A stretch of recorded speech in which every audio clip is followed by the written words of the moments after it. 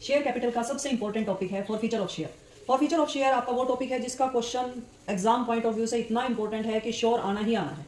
Okay, तो forfeiture of share हम दो तरह से करते हैं। पहले दो बातों का ध्यान रखते हैं कि इश्यूड वो शेयर हमारे इश्यूड एट पार थे या इश्यूड एट प्रीमियम थे। डिस्काउंट तो हो ही नहीं सकते, पार पे इशू हो सकते हैं या प्रीमियम पे इशू हो सकते हैं। वो शेयर जिनको अब हम फॉरफिट करने वाले हैं वो फर्स्ट ऑफ ऑल किस चीज पे इशू हुए थे। अगर जो वो पार पे इशू हुए थे हमारे, तो उसके लिए जर्नल एंट्री क्या करनी है, आपने शेयर कैपिटल वैसे तो क्रेडिट में होता है, अब क्योंकि हमें रिवर्स करनी है एंट्री, शेयर्स वापस लेने हैं, इसीलिए शेयर्स कैपिटल को आप डेबिट कर दोगे। ठीक है, और इस बात का ध्यान रखना कि शेयर कैपिटल के अंदर हमेशा आपको कॉल्ड अप अमाउंट ही लिखनी है। कॉल्ड अप अमाउंट का मतलब है जितने कंपनी कॉल कर चुकी है शेयर होल्डर से। 10 रुपए का शेयर है, 10 में से 10 कॉल किए हैं तो 10 से मल्टीप्लाई करोगे, 8 कॉल किए हैं तो 8 से मल्टीप्लाई करोगे। बस इस बात का ध्यान रखना। टू शेयर फर्स्ट कॉल, यहाँ वो चीज आएगी जो आपका एरियर अमाउंट होगा, जो पे नहीं किया है जिस वजह से आपके शेयर फॉरफिट किया, वो अमाउंट यहाँ लिखना। शेयर फॉरफीचर में वो लिखोगे जो आ चुके हैं पैसे ऑलरेडी, तो शेयर फॉरफीचर में आप बैलेंसिंग फिगर भी लिख सकते हो। तो ये जर्नल एंट्री आपने करनी है जब आपके शेयर पार पे इशू थे।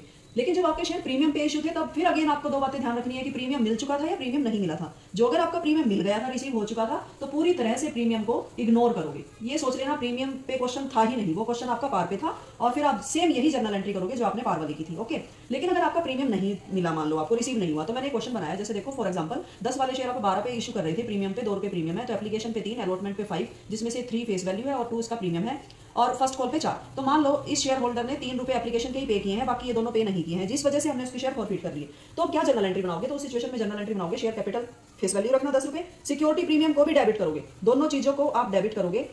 सिक्योरिटी प्रीमियम में प्रीमियम के अमाउंट लिखना। To share allotment, share allotment में इस बात का ध्यान रखना प्रीमियम के साथ अमाउंट लिखनी है। मींस 3 और 2 थी ना, तो 5 से आप इसको total premium with premium amount से मल्टीप्लाई करोगे।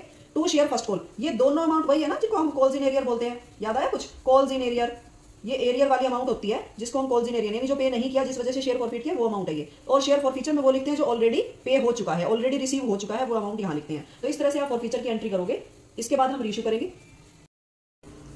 तो रीइश्यू ऑफ शेयर हम 3 तरीके से कर सकते हैं, at par, at premium, at discount. First time जब शेयर को इश्यू किया था तो डिस्काउंट अलाउड नहीं था, है ना, रिस्ट्रिक्शन थी डिस्काउंट के ऊपर। लेकिन सेकंड टाइम रीइश्यू करते टाइम हम शेयर को डिस्काउंट पे भी इशू कर सकते हैं, लेकिन डिस्काउंट की अमाउंट उससे ज्यादा नहीं हो सकती जितनी फर्स्ट टाइम पे जब हमने शेयर फॉरफिट किए थे।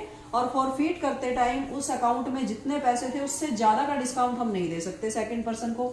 ठीक है, तो डिस्काउंट पे इशू जरूर होगा, लेकिन ये पैसे वहीं से कवर किए जाएंगे जो इससे लास्ट फॉरफीचर अकाउंट में जितने रुपए थे हमारे पास। ओके, तो देखो जब पार पे हम करेंगे शेयर को इशू, तो bank account debit to share capital, पैसे तो मिलेंगे ना सेकंड पर्सन से। अब हम इंस्टॉलमेंट का चक्कर नहीं करेंगे, लमसम अमाउंट में एक ही बार में सब पैसे सेकंड वाले पर्सन से ले लिए जाएंगे जब रीइश्यू करते हैं उस टाइम पे।